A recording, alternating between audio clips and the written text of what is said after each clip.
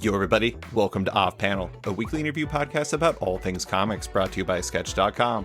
I'm your host, David Harper, and this week's guest is the cartoonist of the just-released graphic novel, Yummy, A History of Desserts. It's Victoria Grace Elliott. Thanks for coming on, Victoria. Hi, thanks for having me, David. I said in the intro that it is just released. It actually gets released tomorrow as we're recording this. How are you feeling? Are you excited, nervous? I'm both, very much both. I'm lucky I get to go to Austin's Kinokuniya tomorrow, and I'm going to sign a bunch of copies there.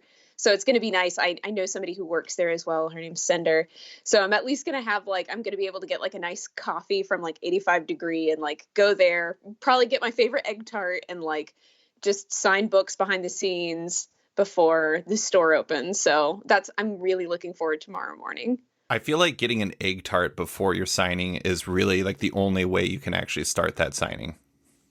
Yeah. And it's I have a story time about it in the book. So I'm yeah, this is just, the book has become a way to justify buying literally any dessert I want at any time with the slightest reason. I was so thrilled that you had an entire section in the book that was just about egg tarts. And also that I read in an interview with you that egg tarts are in fact your favorite pie. It's funny. Egg tarts are funny because it's one of those, I'm going to say species of dessert that, even though species is an incorrect word for it, but it's it's a variety of dessert that is kind of nebulous. It's it is a pie. It's the most miniature pie you've ever seen in your entire life. But it's also a million, it feels like its own thing completely. And it's so good. I wish more people loved the egg tart. Yeah, I know. I feel I didn't find out about it until I was an adult anyway. And even then it was probably within the past few years, but it was oh, this is exactly what I want. I'm not super an egg person. I know this is controversial, but I don't really like eggs unless they are very, very seasoned with sugar or soy sauce or just a lot of different things. I just don't like a plain egg. And it was when I discovered the egg tart, I thought I wasn't going to like it because I thought it was going to be really eggy. And it was it was just custardy and I loved it. It was delicious. So yeah, it's I didn't think I was a pie person and I have slowly realized I'm definitely a pie person. It just depends on what kind of pie. You know, we're going to talk about a lot of desserts later, but I have to tell you a quick story about my personal relationship with desserts. So I told you before we started recording that I grew up in Anchorage, Alaska. And Anchorage, Alaska has a lot of very good food. We're very famous for seafood. One thing we're not famous for is particularly good cakes. Every cake I had for my entire life until I was right before I got married, basically, was effectively a store-bought grocery cake. And I always thought I hated cakes. And it turns out that the reason why I thought I hated cakes is because I literally just never had a good cake. Yeah, no, that makes so much sense. It happens. I mean, sometimes it's the experience you have with a particular variety of something dictates what your relationship with it is, even though that might not represent the reality of it in you. I might like cake. I now love cake, and I just didn't even know it. Yeah, I think that was me with pie. It was especially, I would have these pies at bakeries and stuff, and it was the bottom would be soggy and the inside would just, because it'd be in a dessert case, so it'd be really cold. And I was this is terrible. I don't actually like this. This is a terrible eating experience. And it was I think, especially when I was making, because I have a recipe for blueberry pie in here that includes a crust recipe. When I made that though, I was this is it. Pies are designed, I think, to be eaten when they were just made. Mm-hmm. And maybe they've cooled off a little bit. But if you have a pie that's really fresh like that, that is better than, I think, most other desserts to me. You briefly nodded to non-dessert pies, like meat pies and stuff like that. And that's another variety of pie that is worth a podcast unto itself. I was in the UK. Yeah. I was up in Scotland in the Isle of Skye, and I went to this place that was called, I think it was just called Skye Pie. And I had this, I don't even know how to, it was the most transcendent pie I've ever had in my entire life. And at the time I was I'd never had meat in a pie. And I was let's see what happens. And it was incredible. But we could talk about food, and we will talk about food more here in a little bit. I want to start at the beginning for you because first time guests, I like to kind of see where they came from with comics. Where did your path to making comics start? Did you start with art or did you start with comics, or did they kind of work together? God, I feel probably they work together. I did a lot of, when I was really, really little, I did a lot of playing pretend. And I remember like one of the first stories, quote unquote, I wrote was like just a transcription of like all the stuff that happened that day on the playground. And so it was like, but I think as soon as like I was also drawing a lot, so I'd draw our characters and then I'd write it down. And then at some point the two became like merged. So it wasn't necessarily those, but I was doing like fan comics for a video game I would role play inside of with friends. And then just sort of like started spinning comics from that. And that was sort of the beginning. Did you even really? I mean, one thing I think is interesting is like sometimes people start making their stories in forms like that, but they don't really even know that what they're making is comics. It's just like you're kind of just telling stories. Did you have like an active awareness that what you were making was a comic and like this is a thing that you really liked at the time? Yeah, I think so. Like, because I'm thinking about it, and I think like that first comic I was making was probably in like seventh grade or so. Mm-hmm. And or like maybe anywhere between like fifth to seventh grade. And it was like by that time I'd definitely been reading a lot of comics. And I remember having like a whole like emotional crisis when I was in seventh grade about like I want to be a comic artist when I grow up. But I was like, that's impossible. Like Right. you can't do that. So yeah, like I definitely was on the path already by the time, and I knew like yeah, all of these different creative things I did want to merge into comics. So you knew you wanted to be a comic artist and eventually a cartoonist. How did it evolve from there? Did you like go to art school or anything, or was it all learning by drawing and just kind of doing your own thing? It was very much doing my own thing. Like I really did want to go to art school, but I remember like I grew up in Alabama and there was an art school there. And I tried out to like go to the one in downtown Birmingham and I got rejected. And I think that sort of like started my like art school complex that I was like, no, I'm just not going to go to art school. Like I got rejected. I was in seventh grade. Like it was very intense because, you know, you're so young and to like try out for something like that at that age is like really intimidating. Yeah. And so I toyed with the idea, but then when I was in the middle of high school, we moved to Texas and it was like, oh, great. Like I have access to like better state schools. So like I wasn't as interested in leaving the state, like for Savannah School of College of Art and Design. Mm-hmm. Because I originally was thinking of going to SCAD because it was in the South. It was close by-ish to Alabama. But as soon as we got to Texas, I was like, I'll just go to UT. Like I still was thinking about maybe applying to SCAD, but I decided not to. And I just applied to like 2 state schools I was pretty sure I could get into. And yeah, it was like from there, like my family has always been really artistic, but everybody's just been like, you know, they've had their job and then they've had their art. Mm-hmm. And so that was kind of like the blueprint for me where I was like, and my mom said something really good where she was like, I mean, if you're going to do this, you're going to do it anyway. Right. Like you don't have to do it full time to do it because if you have the drive, you're still going to do it. Mm-hmm. And so I just sort of followed that advice. And it so happened that like over time I was able to do it full time, but it wasn't like necessarily the goal, right? Like you can still be a comic artist, not do it full time. Right. So what did you go to UT for? University of Texas, excuse me. Yeah. So I went for linguistics originally, and then I ended up with a double major in media studies, so radio, TV, film. Nice. Yeah, that makes a lot of sense. I mean, honestly, when I went to college, I originally wanted to be a writer, and then I kind of realized that I could be a writer even if I didn't get a degree in English or writing or something like that. And so Yeah. I ended up getting degrees in like marketing and human resources and management, which is about as far from writing as you can. Maybe not as far from writing as you can get, but pretty far. And I do think that's true. Like, you know, the perspective that your mom had about how if you want to be an artist or you want to be a cartoonist and you want to tell your own stories, you can do that no matter what else you are doing. Like that can always be a part of you. But it is pretty cool that you managed to turn it into not just a side hustle, but your thing. Yeah. I mean, it's very much that. Like, I feel like the path to like media studies and linguistics was very much like I always liked the idea of being well versed in a lot of different things, and I also just like learning. So I think it was kind of like an indulgence in some ways, but I also like did squeeze when I was studying media studies. I squeezed so much comics into that. Like I was able to do for at least 2 classes. I was able to do like comics as like my final essay for it and like sort of synthesize, you know, and then I'd write an essay about like, oh, here were all my intentions with the comic and da da da da da. And my teacher loved it.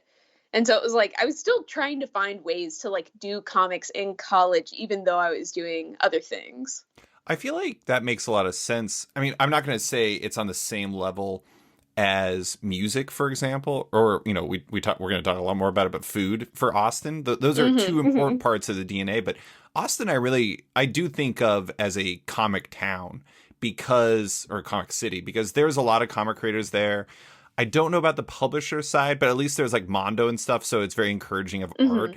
And it does feel like the type of place where if you are an aspiring cartoonist, you could certainly find people who would encourage that, or even like peers that could kind of push you to a certain degree.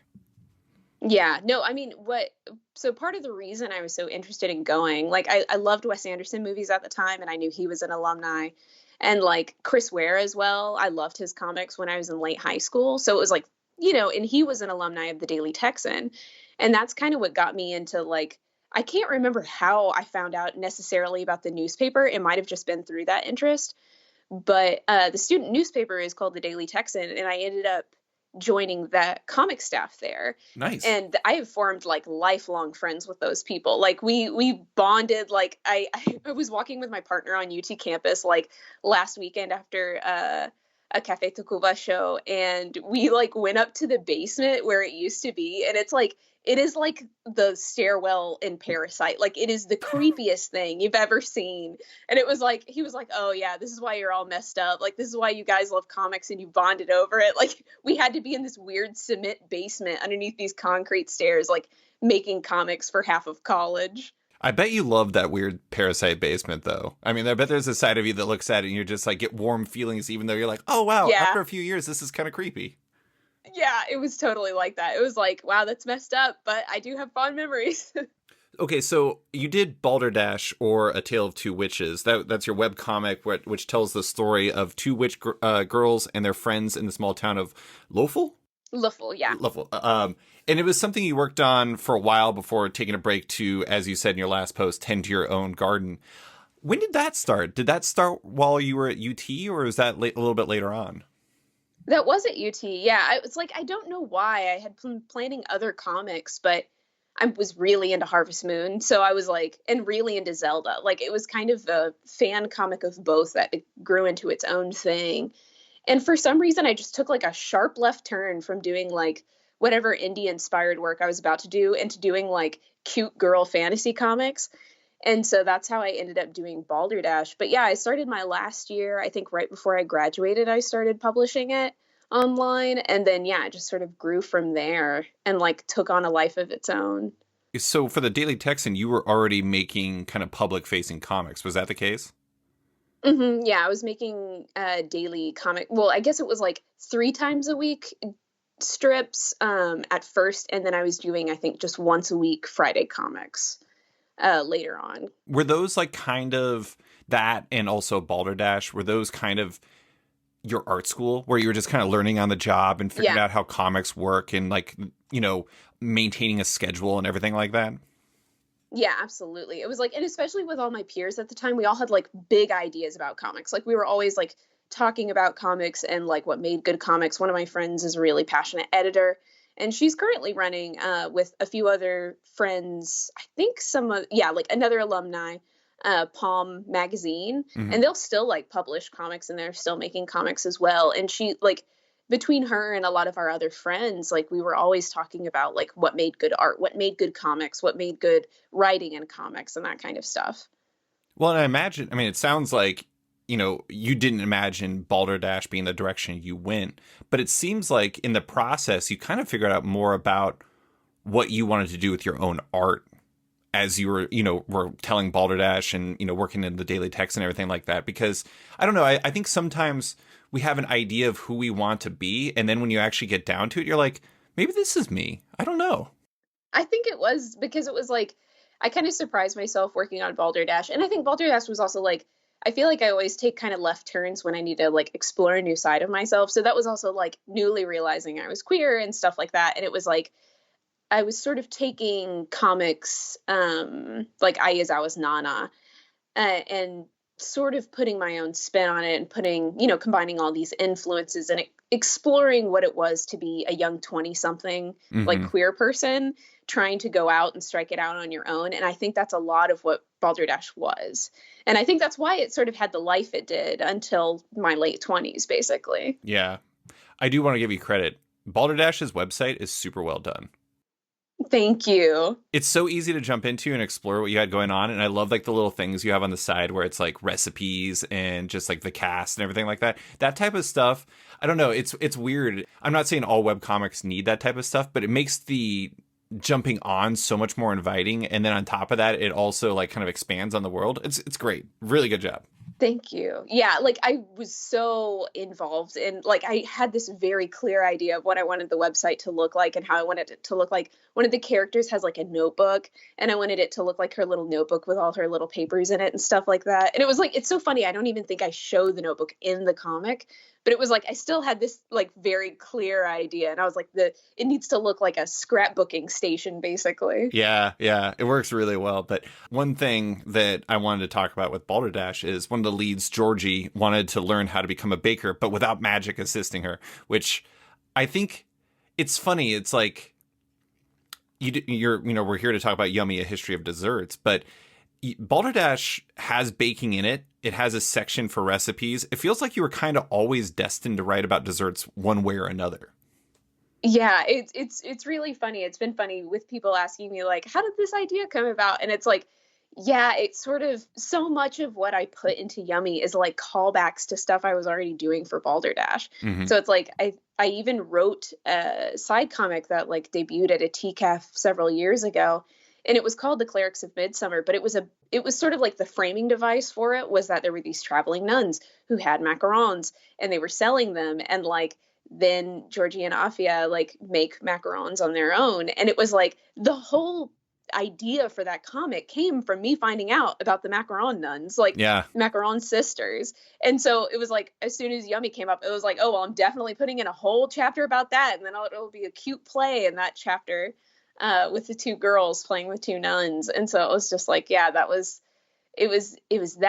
like a lot of what went into Balderdash was very much like, I used to be very stuck up when I was young about like, oh yes, true baking, you wouldn't use like a mixer. Like I didn't have a mixer for years because I was like, I'm going to hand mix everything, which is very, very difficult. Like I do not recommend anymore. But so that was kind of like a tongue-in-cheek joke for me is I would call stuff like the mixer or the microwave or whatever, like assistants, I would call them like kind of like baking with magic. And so I'd like put myself, I was not a great baker, but I'd still try to do all of these things by hand. And it was so painful, but it was like kind of my way of trying to learn to do things the way Georgie was having to do them, which is very, very difficult. And again, like never made bread or anything like that, but it was still kind of a fun process. So the idea of like Georgie baking without magic was more like kind of like the idea of baking without technology. So it was what old school baking was. I kind of get that purist mentality because my wife makes fun of me for this, but I don't like using crock pots. I like having very like, I don't make normal meals. I always make grandiose meals. And yeah, it proves to be a very stupid idea because like sometimes you just want something simple instead of like making a 5-hour recipe or something like that is constantly involved. But I get that purist mentality because there is something about it where it's like, if you're just letting kind of the machine do it for you, then it's like, are you really part of the process or is the machine the process? I don't know. Yeah. And it's like, even writing like the cake chapter and doing the research for that, it was just sort of like, I don't know. It's like you take for granted how much baking powder and baking soda made our lives, and like hand beaters and electric beaters made our lives so much easier and like made cakes accessible to so many more people. So clearly it's not like a bad thing that we have this technology, but like, yeah, it's just very funny. Like, I don't know. There's so many ways to make cakes that take so much longer and take so much more effort. Let me tell you, one thing that would definitely get me to get over my purist mentality is, one thing that's in Yummy is you break down multiple times, I think, how before baking powder and baking soda, effectively you had to like beat things for like an hour straight. That would be very convincing to like get over my purist ways because I do not want to do. There's very few things I want to do for an hour straight, but like beating eggs or whatever for an hour straight, like 45 seconds, I'm always like, oh my God, my arms are tired. Yeah. I'm over this. No, there was one time me and a friend tried to make this pie, and we had to use 12 egg yolks. And so we had like 12 egg whites left. And I just remember being in the back of like this party where we made this pie. I was like, I'm going to whip these egg whites and then we're going to make egg white cookies. It was the worst idea I've ever had. My partner makes fun of me to this day because he was like, you shouldn't have done that. You shouldn't have tried it. Like, I was just effortlessly like beating this huge thing, like a very large mixing bowl of egg whites, and it wasn't getting anywhere. And I was just getting stressed out and my arms were getting tired.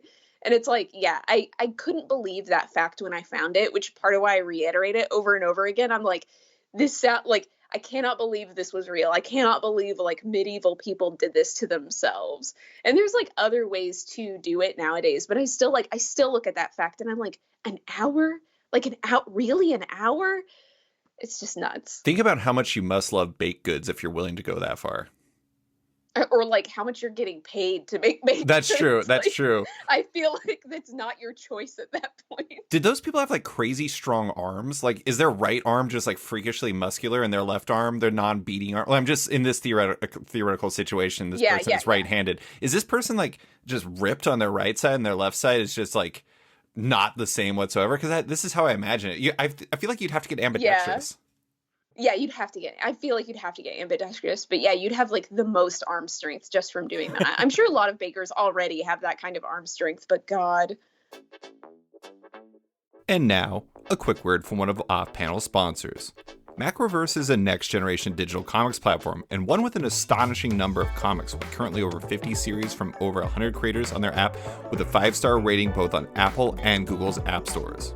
Download the app and binge all their titles, including the Eisner-nominated Remind from Jason Brubaker, Lisa K. Weber's Hex 11, which has been described as Harry Potter meets Blade Runner, or the new queer supernatural adventure series Husk that launches on November 1st. It's just $4.99 a month to subscribe to Macroverse, with proceeds directly supporting the creators on the platform. Keep an eye on the future of Macroverse 2, as 2022 is going to bring an epic upgrade that offers a new level of digital collectability and more, with early adopters able to sign up for more information at macroverse.com. And now, back to the show. So it seems like baking was kind of always an interest to you.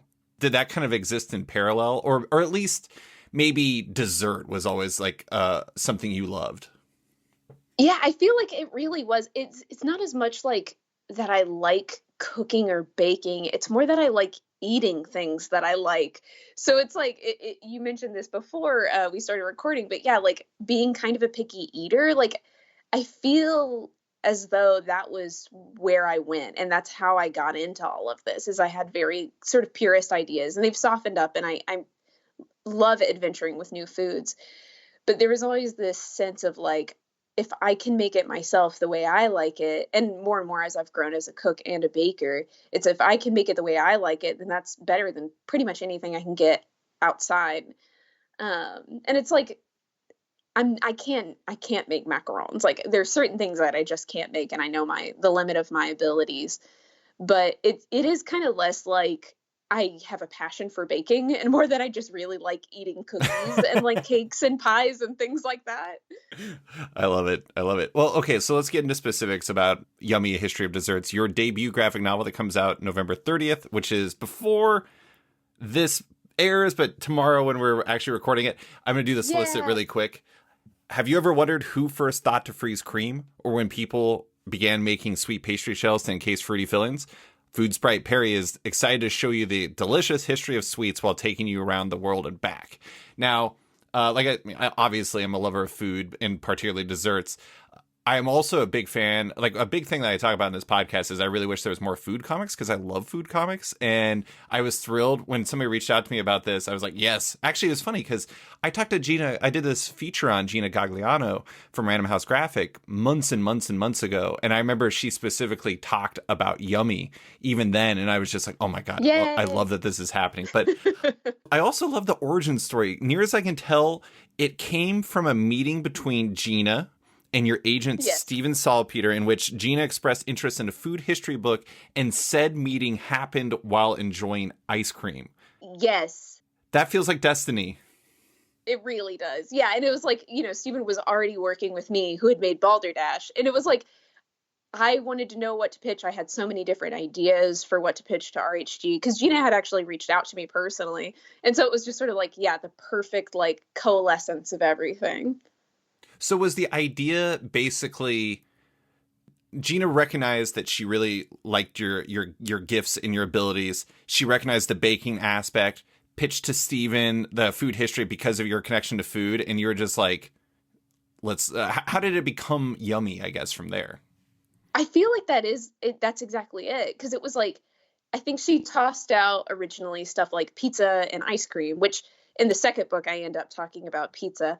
But I was like, as soon as I heard ice cream, I was the one who spun it as like, okay, it's a dessert history book. Mm-hmm. And I sort of just like figured out which desserts I wanted to talk about the most. And then through the research, found out the most interesting stories and the most interesting histories, and just went from there. So it was like, I really did hit the ground running. Like as soon as Stephen came to me and we were talking about it, that's when I just had like so many ideas for the book.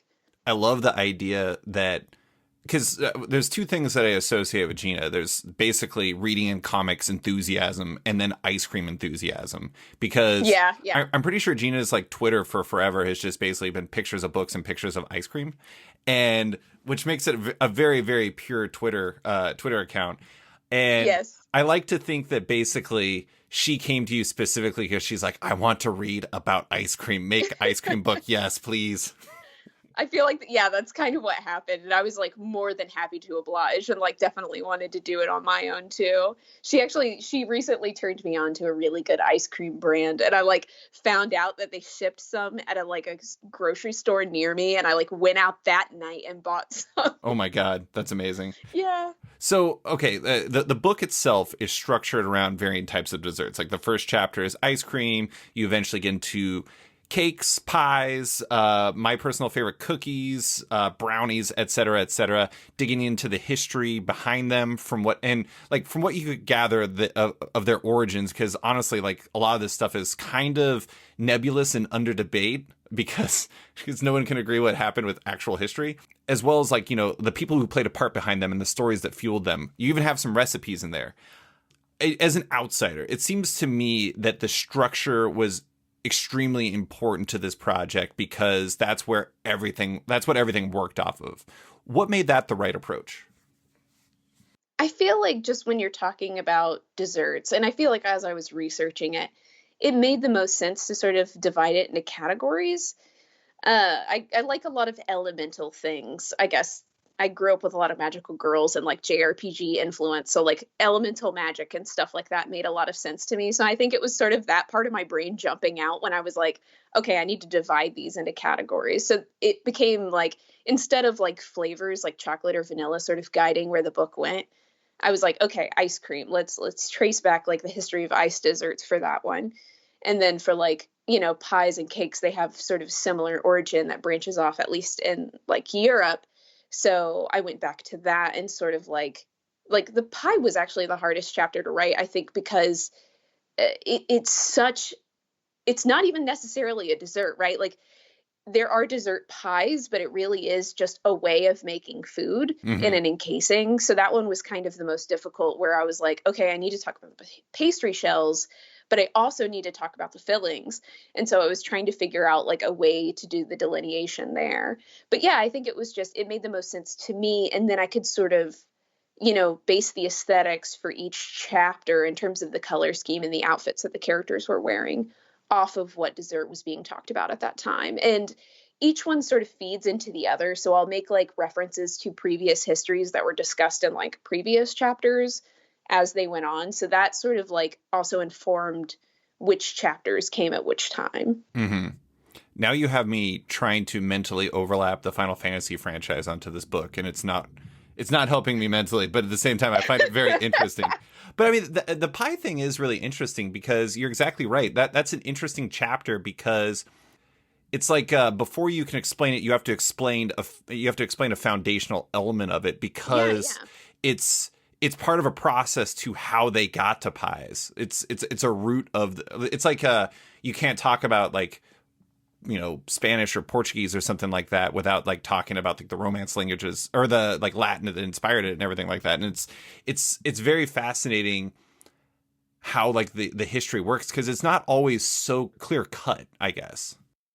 Yeah. Yeah, and it's like even with the placos that like both the cake and the pie comes from, they both come from the same place. Mm-hmm. So it's like, you know, you've got this like filled pastry that I think branched off into like tasty cakes, but then also branched off into pies. So it's like, yeah, dealing with it in terms of that. And then it's like, you know, pastries are their completely own thing as well. So it's like sort of how did we end up with pie crusts the way they were? Mm-hmm. Became an interesting question too.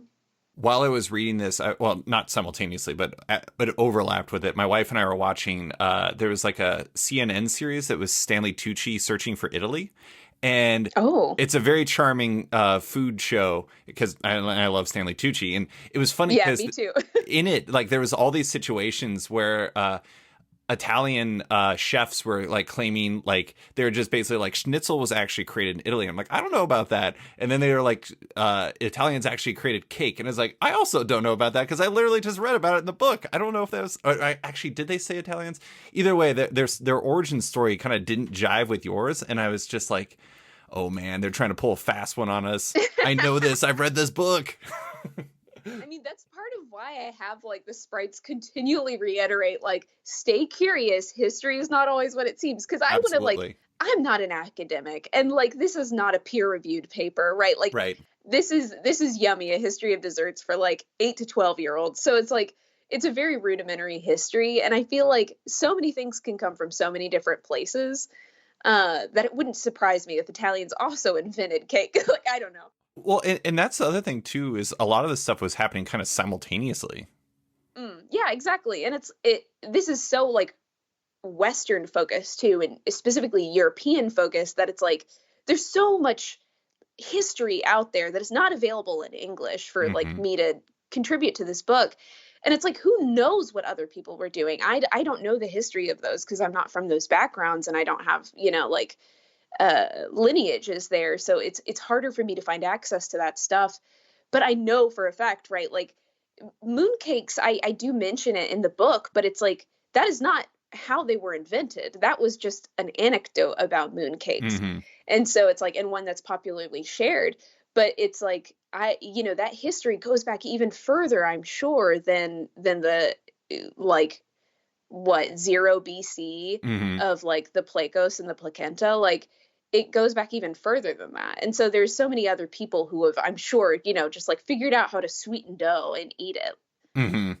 So you did mention the food sprites, and the food sprites are our guide to this story. Like Perry is the one who leads us for the most part, but then there's also Fee and Fada. How did they become the guides for the story?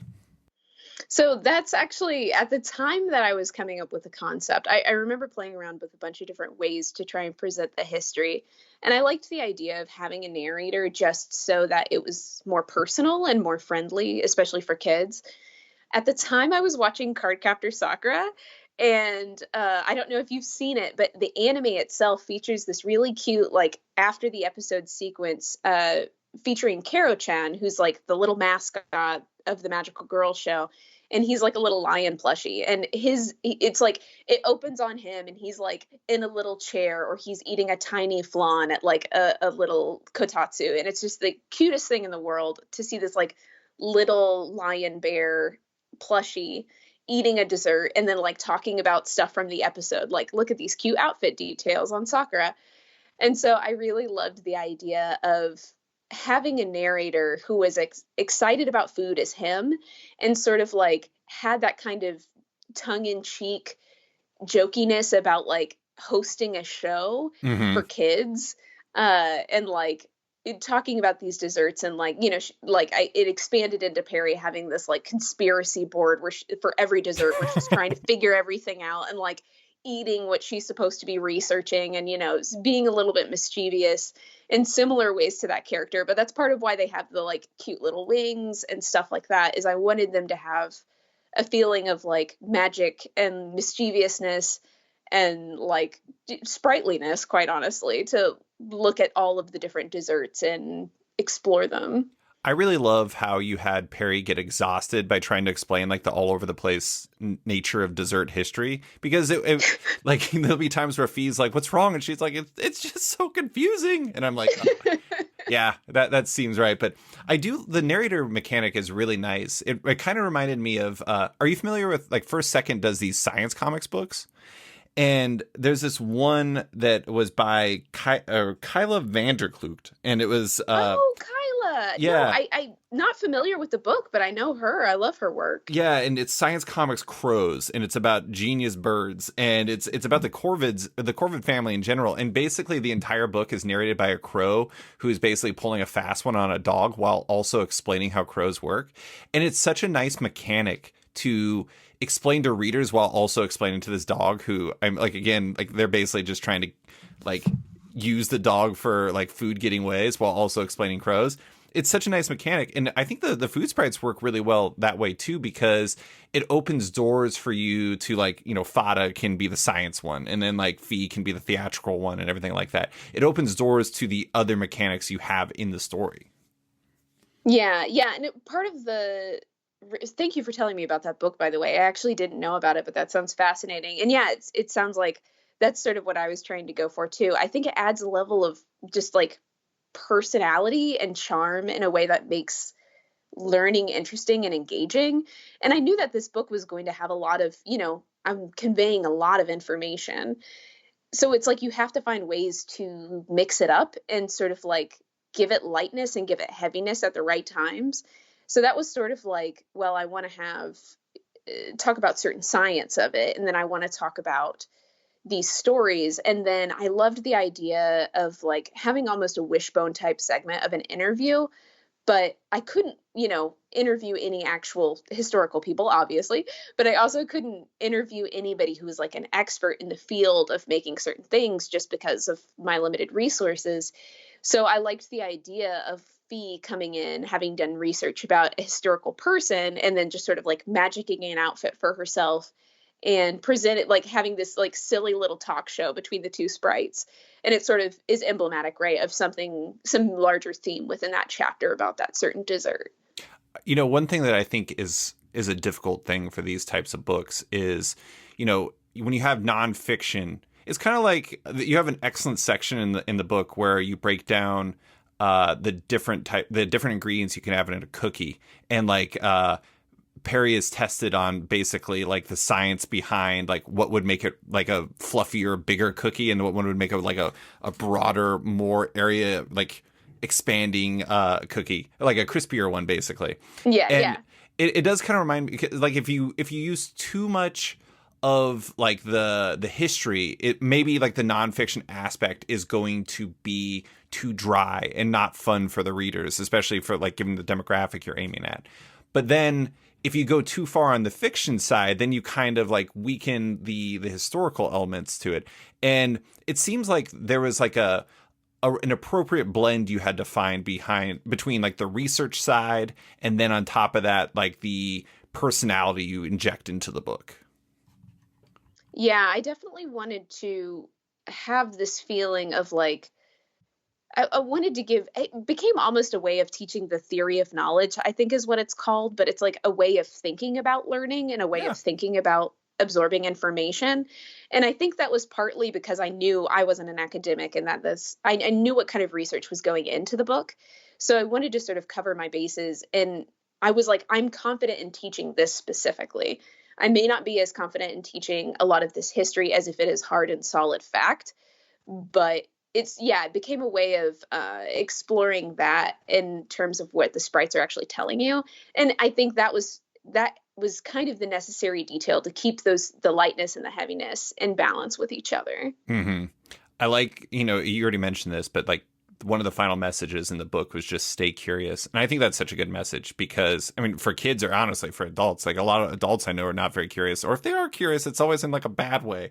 But I appreciated that because it's, for maybe like if you're an 8-year-old who is growing up on like baking shows and like this book or something like that, a message of stay curious, like, can lead you to find out different sides of yourself or find out different directions you want to go in with baking or anything like that. Because it's as established in the book, very, very broad world of desserts out there.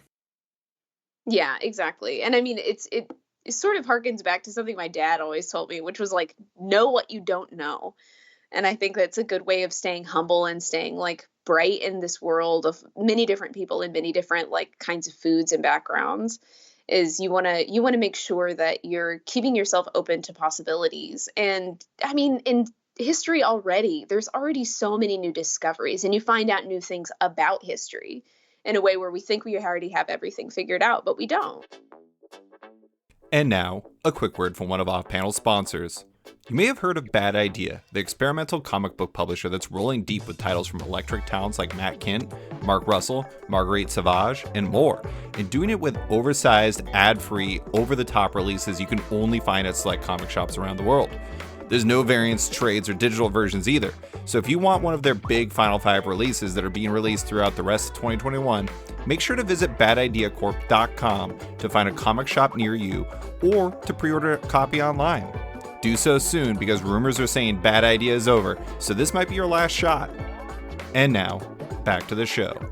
So how did you prioritize certain foods? Like, were there ones, like certain desserts, were there certain ones you knew you kind of had to include? Like chocolate chip cookies, believe me, I'm ride or die for chocolate chip cookies. Like, I love them, but it's kind of like, it's such a classic cookie. Did you know you had to include certain ones like that in there?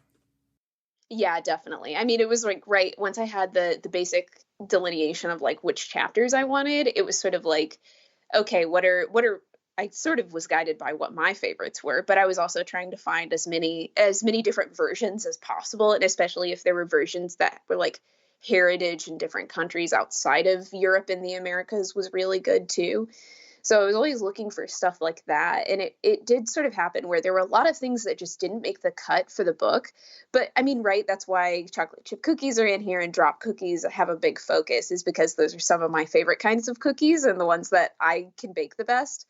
So I really do love those. And like the egg tart, I definitely had that in there because I just like learned about it pretty recently in my life, and it had quickly become my favorite cake, or not cake, my favorite pie. So I was like, yeah, I definitely want to talk about this. And when I found an interesting enough story, it was like, okay, this is going to be a story time. Mm-hmm. But yeah, it was largely guided by like what my favorite things were. And then of course I was watching a ton of YouTube videos and process videos like that. So it was like, I'd always like, there would be something new. Like it just once it's that thing where like, once you're thinking about something, you see it everywhere. And so like, as soon as I would see somebody mention something on Twitter or like in a YouTube video, I'd be like, oh dang, I got to go Google that. Like, Castella cake was one of those things where I was like, wait, what's Castella cake? Like, how did it end up in East Asia? Like, what is this? And Castella referencing, like, I think I knew enough that I knew that it was referencing somewhere in Spain. And I was like, why is this happening? So I did the research there for that one. And yeah, like once that sort of shook out, it was like everything just trickled down, right? When you would discover like a new like dessert, would you try to go out and find or at least find a version of that or make it yourself so you could actually try it? I am genuinely curious how much of your research process was just eating dessert. I mean, a lot of it, but unfortunately, like there's still some ones that I mention in this book that I'm like, I still want that. Like the Persian ice cream that's with saffron and rose water. Mm-hmm. I've never had that and I want it so bad. Like I really want to try it, but I just never got the opportunity to. Like as much food as we have here in Austin, there's so many different versions of food we don't have. I want the non-katai. I don't even know if I pronounced that right, but I want that so bad. Yeah, me too. Yeah, and I loved that story time as well. Yeah, the idea of cookies being made out of naan, as soon as I saw that, because I mean, I'm a human being that has taste buds, so I love naan. But Yeah. like the idea of fusing those two together is just, I don't know. I can't believe I didn't know that existed before. But I imagine that was a lot of your process is when you're going through this, you just like, you learn about all these things. And I mean, obviously it expands your world of dessert too, because you're learning about all these things that you probably never knew existed. Yeah, that was absolutely what it was. And yeah, it's like I can't talk about this book without also talking about like the research, right? And those books that went into it. So it was like the Michael Crondell book. his book called, I think it was Sweet Invention. Hmm. And his is really, really good. He goes through so many different desserts. And it was like I learned a lot just through those kinds of books as well, and the different desserts that they focused on. Like he had a whole section on baklava in that book that I Oh, didn't end up touching that much. Yeah, but it was like, and he had the resources, right, to like go out, fly out to different countries and actually like talk to experts in those things. And I thought that was awesome. But those became like really, really informative for like what I wanted in the book and expanding my dessert world. you really did have a considerable bibliography in the back. So it was apparently it was not just watching YouTube videos and eating lots of desserts. You had to put a lot of reading in to like make sure that you. I don't know. I mean, it's like one thing I really liked in the book is how you addressed the kind of cultural history and where this kind of came from. Like, in the back of the book, you also said about how much like colonization and slavery played a part in the evolution and spread of certain desserts. And it's like when you're reading about the history, like it's easy to talk about certain desserts as being these great things, and they are great things, but they also have a connection to certain things that maybe make people a little bit less happy. I think that's a crucial part of making sure you did this book right, is not skipping over those bits and how like colonization had such a significant impact on the story.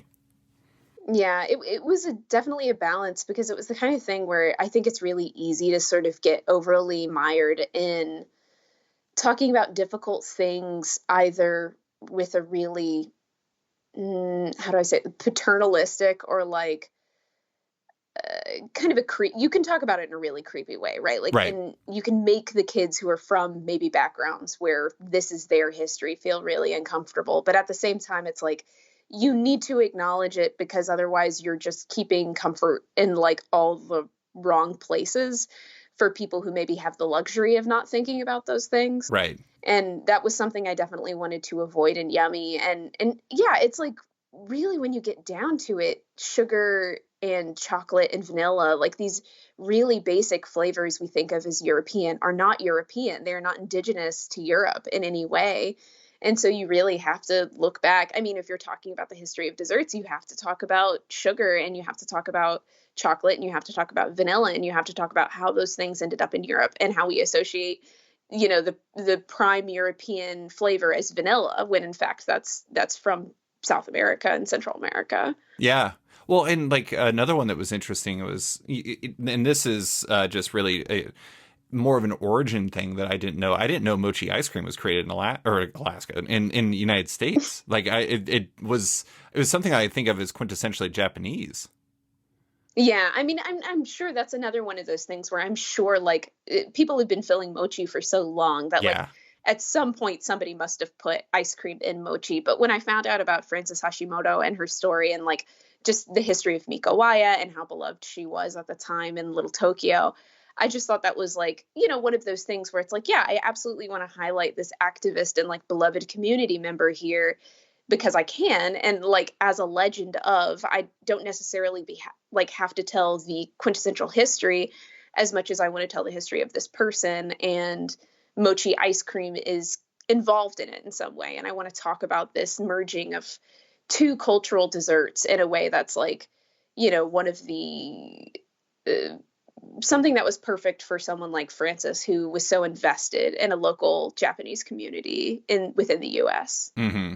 Were brownies the one that had two simultaneous like origin stories? It was like the God, what was the name of the one brownie? There was like the Bangor brownie, and then there was the other one that was created. Yes, Yeah, the Palmer House brownie. I think it's fascinating. I mean, like that's another part that it's all very nebulous, right? It's all hard to Yeah.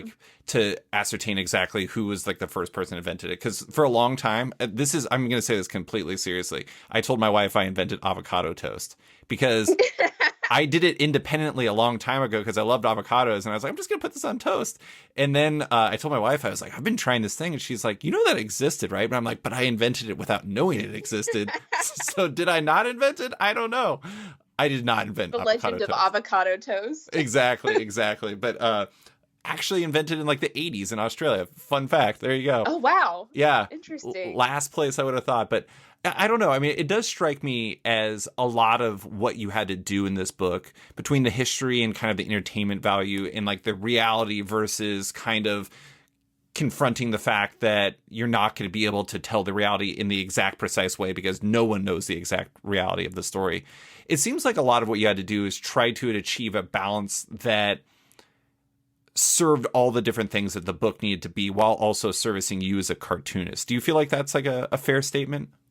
Yeah, absolutely. I think that's definitely sort of what I ended up doing. And it came pretty natural to me, I think, just sort of like making sure that everything was represented well, but also just having fun drawing the sprites being silly with each other. Yeah. You know, the story time has a slightly different style to it. Was just like a deliberate choice to try to fit like the storytelling aspect of it? Was that what you were going for?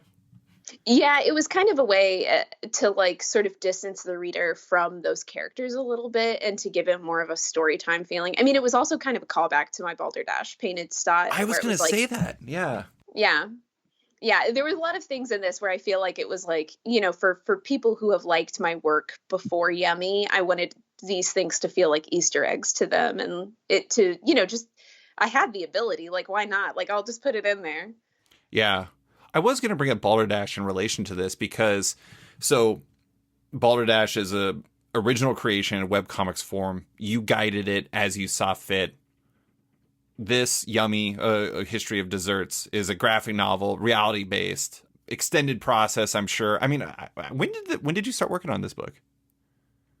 I think it was 2019. Yeah, I think February of 2019 is when I started the researching process, and then like did the outline, did all the thumbnails / sketches, and then the rest of the process from there. Okay.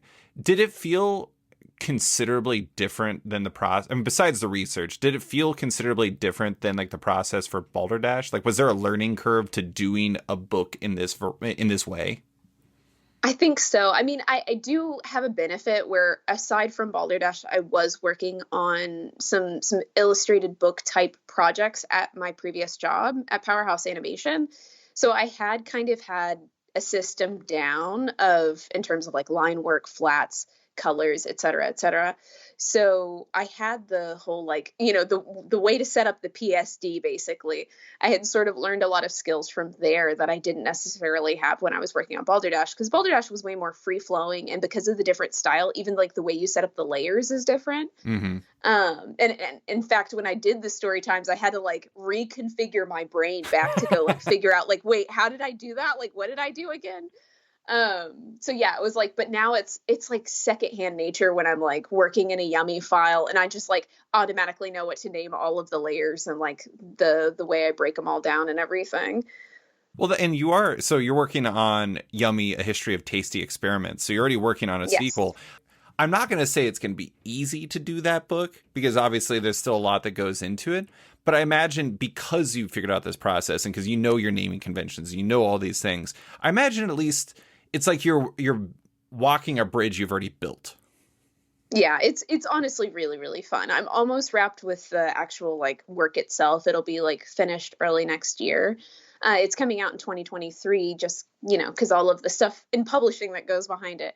But it's been really fun. And it's been kind of like a victory lap. Like, I don't know how to describe it. Like, I was able to add in another sprite. I think a lot of the, I exaggerate some of the other jokes and stuff. I already know what to do. So it's very satisfying and I can sort of show off in newer ways. Like in Yummy One, I very purposefully have kind of a flat style where it's like the dessert with the background and the base, where all the desserts are resting. And then in Yummy 2, what I'm offhandedly calling Yummy 2, even though it's not necessarily a direct sequel, it's I try to do a lot more like isometric views or like somewhat overhead views. So I've gotten more complicated in my like subtle perspective, but it's really fun. It's like now that I know what the sprites, their proportions and everything really, really well, it's more fun to play with them in the style. Yeah, I mean, you've established like kind of the base structure, and now it's like you can kind of innovate from there. But I'm trying to remember, like,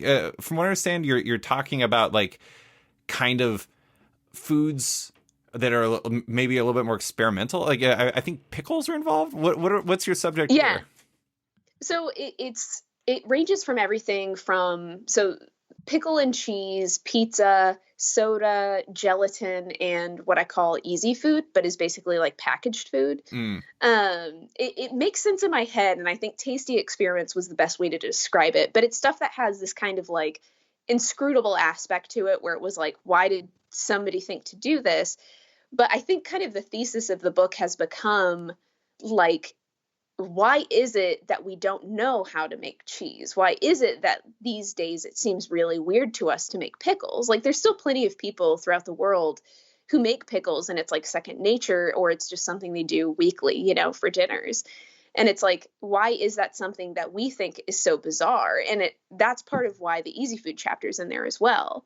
Because the easy food chapter is like about food industry, and it's about sort of the process of canning and that becoming more and more common. So I talk about Spam, I talk about mac and cheese going from this traditional like beautiful casserole into like a Kraft mac and cheese box, you know, like stuff that seems like it was kind of just a way to sell new food or to keep food for a really long time because of war, because of whatever else.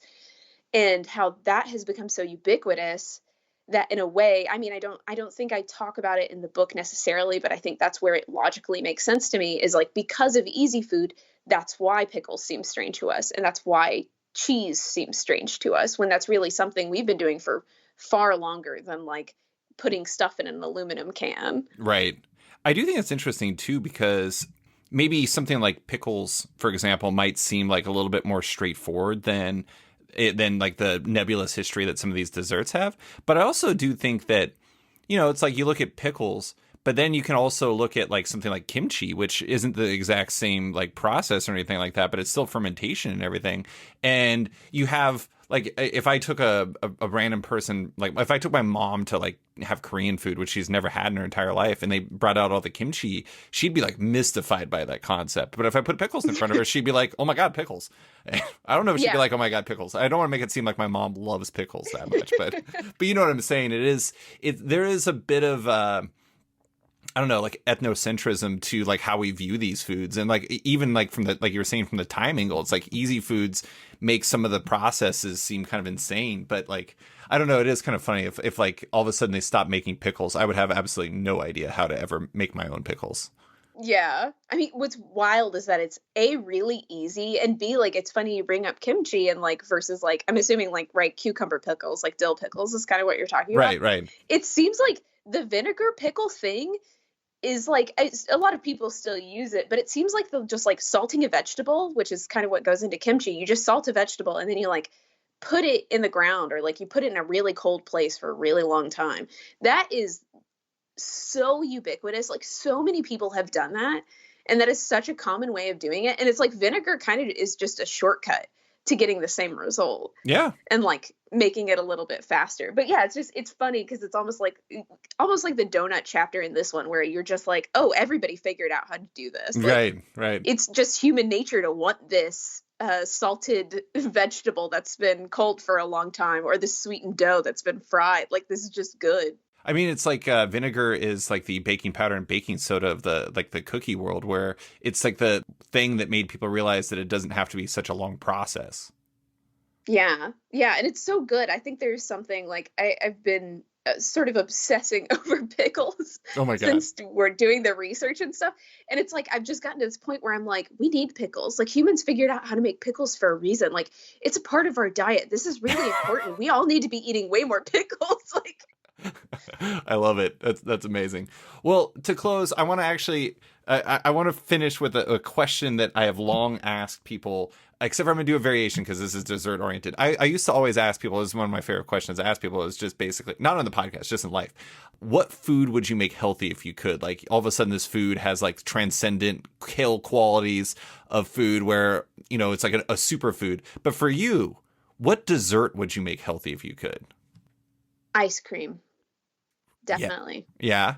That's a good pick. It's a good pick. Any specific ice cream? Or you just wanted to go blanket ice cream so you can have all the flavors? Blanket ice cream. Yeah, all of it. Like, every sweet ice thing in the world. Like, let's do it. That one. I always would say chocolate chip cookies, but then my friend answered butter, and that way she can make everything healthy. And I was like, that is too smart and also cheating, but also not cheating. So I'm mad at you.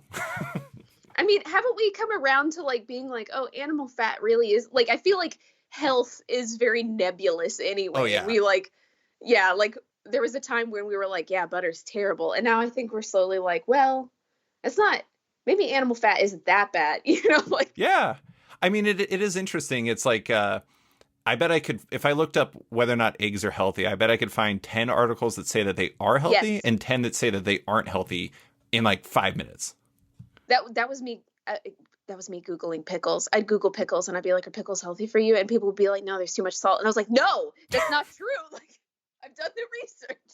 I Googled last night whether or not olives are healthy because we were having olives with like our Thanksgiving leftover spread. And I was like, I have never, is this like a crazy healthy food that I love that I could just be popping in my mouth constantly? And the answer is, who knows? Because everyone disagrees. Yeah, I feel like that honestly, like people, especially in English, are so weird about like food and food health. It's just sort of like, I feel like just go with God. And like, I'm not necessarily religious, but I am from the South. Like, go with God and just eat what you want. Most people I talk to say pizza for that question. I have to say, pizza, I think you can make healthy though. So it's kind of, that's one of those like nominal areas. I guess if you want like Domino's pizza, it's gonna be really difficult to make that healthy. But at the same time, no slander to Domino's. I got there's no Domino's beef on this podcast. But anyways, Victoria, that is all I have for you. Thank you so much for coming on to talk about the history of desserts, yummy, and everything else. I appreciate you taking the time. Yeah, thank you so much, David, for having me. That was so fun. Thanks for listening to this week's episode of Off Panel with cartoonist Victoria Grace Elliott. You can find her on Twitter at Friday Afternoon and her work in her debut graphic novel, Yummy, A History of Desserts. Love Off Panel, want to support it? Subscribe to the podcast on Apple Podcasts today and give the show a rating or review while you're at it, but 5 stars only. You can also support the show by backing on Patreon. Find the show at patreon.com/offpanel. And when you back it on there, you get early access to each week's podcast as well as weekly content and more. Want even more? Subscribe to my subscription comic site, Sketched at sketch.com, for long-form articles, interviews, and the rest of the site's content and its members-only forum.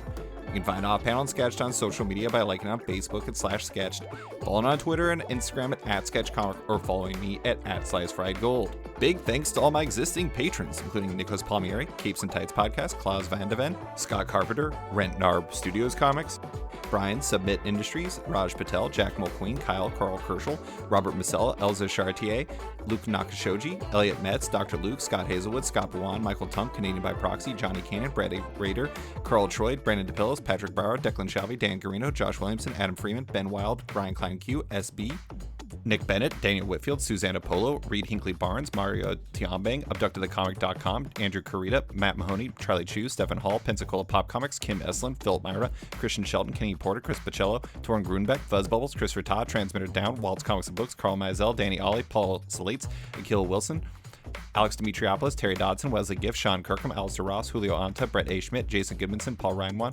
Vita Ayala, Tara Ferguson, Dave Slusher, WMQ Comics, Akil Kokachi, Sean Pinello, Ken Heidelman, Philip Seavey, Al Ewing, Ryan Alcock, David Kelly, Rob Wilson IV, Nick Polito, Brendan Fletcher, Jonathan Nilsson, Matthew Groom, Jason Massey, Adam Bogart, Matthew Taylor, Nick Patera, Jacob Sorelli, Ford Gilmore, David Baraldi, Nick Hall, Bjorn Basin, John Hendricks, Steve Anderson, Ian Maxfield, Cliff Chang, Colin McMahon, Chris Palmer, Scott McGovern, Nathan Fairbairn, Kat McKenzie, Adam Highfield, Fiona Staples, Mark Abnett, Mike Murphy, Michael Shirley, Tom Barnett, Jim Demonacos, Norbert, Nick Lowe, James Kaplan, and Mission Comics and Art in San Francisco.